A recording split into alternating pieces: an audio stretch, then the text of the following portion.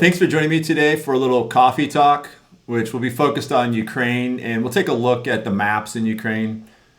As we start a new year and a new administration takes the helm here in the U.S. on January 20th, I think it's a good idea to start off with good news and fresh beginnings. And with that, we'll start with this. The Kremlin just announced that it welcomes a meeting with Trump after his inauguration on January 20th. I think that this is very encouraging news due to the fact that dialogue, any dialogue, is good.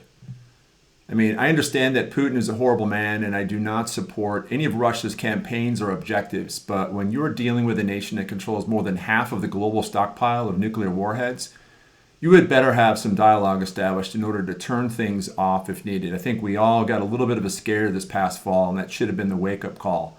And that's why I appreciate this so much. Just as Kennedy did with Khrushchev during the Cuban Missile Crisis. In my opinion, it's just useless pride to carelessly write off the notion of diplomacy with Russia with this stupid statement we've been hanging on to for the last 2.5 years that, well, we don't negotiate with terrorists. Well, okay, but that's a little childish. I mean, that highlights the simple-mindedness and the hubris of the previous administration, and I'm thankful that we are moving forward and moving away from that. Trump backed off from his original statement and now has more realistically claimed a resolution to the Ukraine project in 6 months. So it will be an interesting spring. I'm glad that we may be moving forward towards resolution with this never-ending war. In the EU, a top diplomat, Ms. Kaja Kallas, just announced at a conference that, I quote, "The European Union is ready to take over this leadership if the United States is not willing to." That's regarding Project Ukraine, which is interesting because her predecessor, Joseph Borrell, said just last year that Europe cannot fill the gap. So I'm glad. The EU should take the lead. Ukraine is a European nation, so why should the U.S. continue to lead all security assistance efforts? And I'm not suggesting that we disengage. We should continue to support Ukraine. We should continue to provide security assistance and even money. But we should seize this opportunity to step back and let the EU have the leadership role at least. That's just my opinion. And then there's this. And that's from Lloyd Austin's page on X, previously Twitter. He is boasting the more than $122 billion of security assistance funds provided to the Ukraine from the U.S. and the taxpayers. So I won't comment here. I am simply providing this information. Yeah. Okay then, so let's move along. So let's go to the deep state map and the Eastern Front in Donetsk. This is a few days old, but Russian forces have seized the town of Kursk. The fighting has been very intense in and around Kursk. The Ukrainians fought valiantly to retain this major stepping stone for the Russians in their march towards Pokrovsk.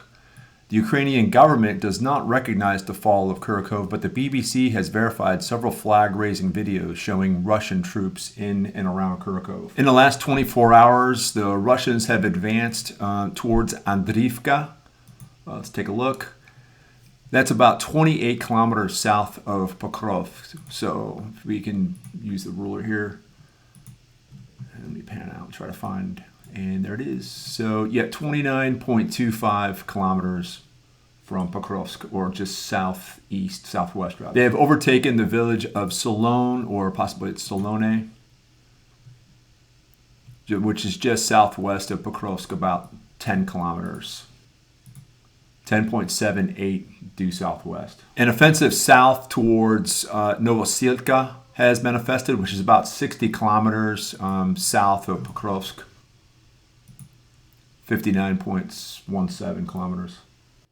Now for a look at the Kursk Oblast, also within the last 24 hours. According to the ISW, Russian forces advanced within northern Makhnovka, which is southeast of Sudza.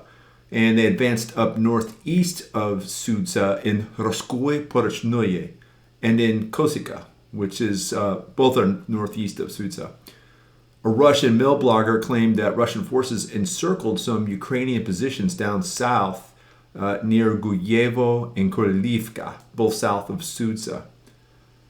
There's some debate about the status of Pogrebki, which is up at the northern tip of the Ukrainian-held battle space.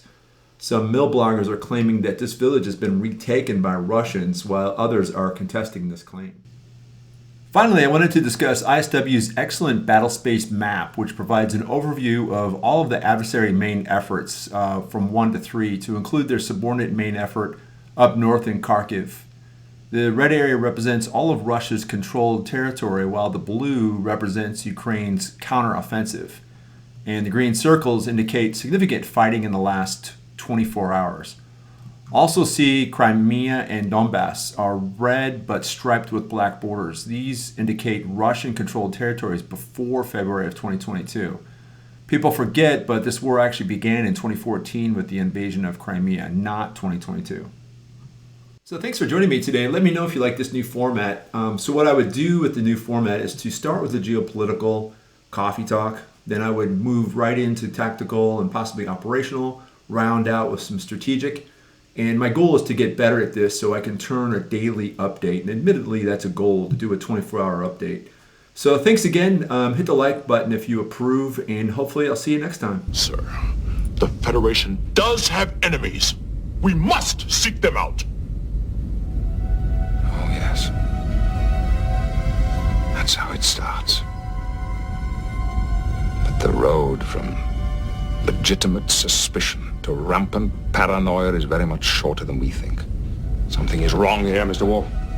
I don't like what we have become. He admits his